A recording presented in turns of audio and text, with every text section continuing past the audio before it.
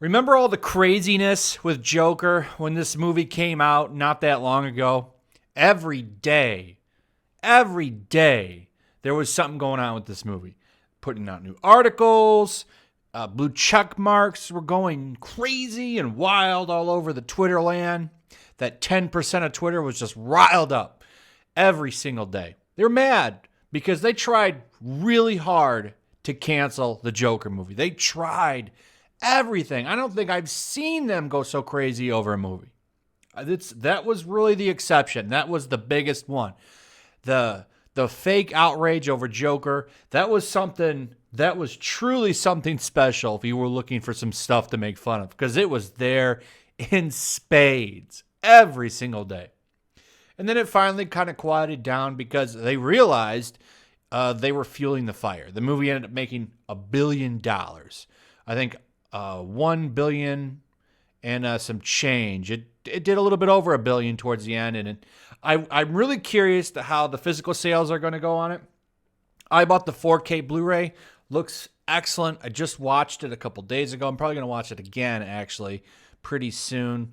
And I love it. I love how this all turned out because now the movie ended up dominating the Oscars, picked up tons of nominations. There's absolutely no way Joaquin Phoenix doesn't win Best Actor. I went over this in my last video. So it was a great success. However, of course, they all came out of the woodwork. They crawled out of their little cans and toilets and garbage and dumpsters and had plenty to say. And they're all currently flipping out, going insane.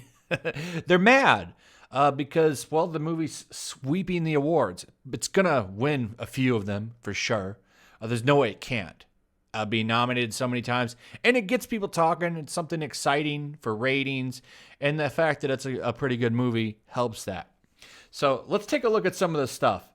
The biggest thing is over on Twitter. The blue check marks and the loud 10% of the woke crowd is going crazy. Got hashtag Oscar so white going. Got it trending hard, and they're all talking about it. You got stuff on here. Let me see if I understand this right. Joker got Oscars nominations, but us did not. And the Academy wants us to take this stuff seriously? Nah. I mean, you can see it right here. Mad. Some movies that I've never heard of, didn't get awards. Knives Out did get awards. Best Director, I believe, and I'm pretty sure they're going to give that to Rian Johnson. I guarantee you he's going to win that. He just will. He went against the fans, and you know they love that stuff because they don't care about fans. So they're still talking about it. It's still I don't think it's trending anymore, but people are still complaining about Joker. There's going to be at least a week's worth of content out of these people going crazy about it. But it's not just on Twitter. There is a slew of articles that have been written because, of course, out-of-touch journalists not taking advantage of this. Of course they're mad. Of course the Bay Area people are pissed. Start off here with Vulture. Now, this one was actually kind of creative. I thought that this one was kind of funny. What is the white man mad about in this Oscar-nominated movie? You get on here, and they give reasons for why they are. I actually thought this one was kind of creative. It's still woke, but at least, so check this out. Star Wars Rise of Skywalker. What's the white man mad about in this one? Rian Johnson. So I'll at least give them that. It's a different take on the butthurt. Then we go over to Variety. Joker tops Oscar nominations, but female director and actors of color virtually ignored. We got Yahoo Entertainment. Oscar 2020 nomination snubs and surprises. Joker dominates while J-Lo, Beyonce, and female filmmakers get dissed.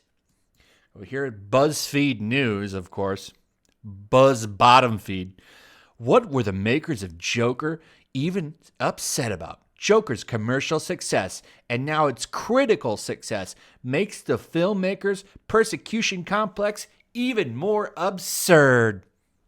What do you mean? What are they upset about? They're upset because you people smeared them for months. For months you smeared them.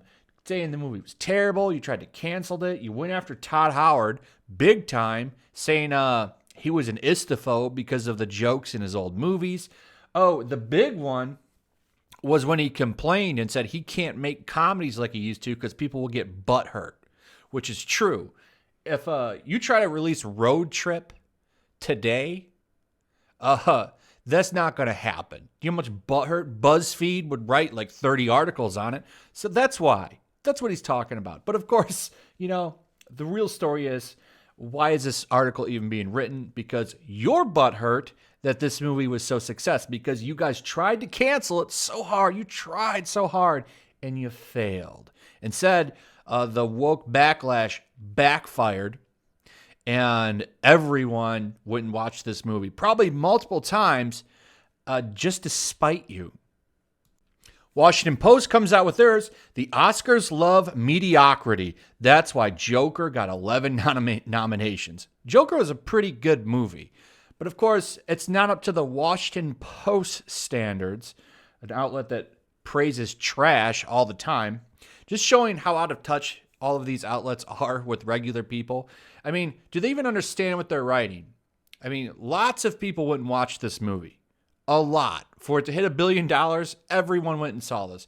But here are these outlets trashing the movie, calling it mediocre, calling it garbage, getting upset about it. And, they don't understand like how many people they're probably ticking off that like this movie. It just shows, just how out of touch these people are. They don't have any idea what the average person likes. And they're just snobby, they're elite, they're pompous, and they're pricks. And we go to the Hollywood Reporter. Oscars, from Joker to The Irishman. White male stories dominate nominations. And then we go to another one from the Star Tribune. Oscar clears room for the Joker, but not much for women or people of color. And we go to here.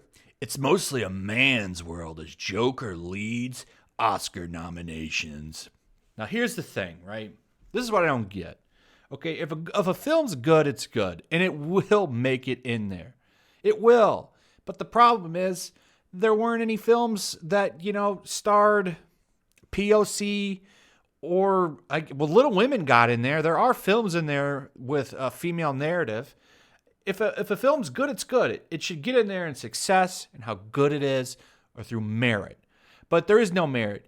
You're supposed to get pushed in there just based on check boxes and characteristics of people. This is the problem with entertainment in general with these people. Because you can't just tell stories. You can't just have a good film.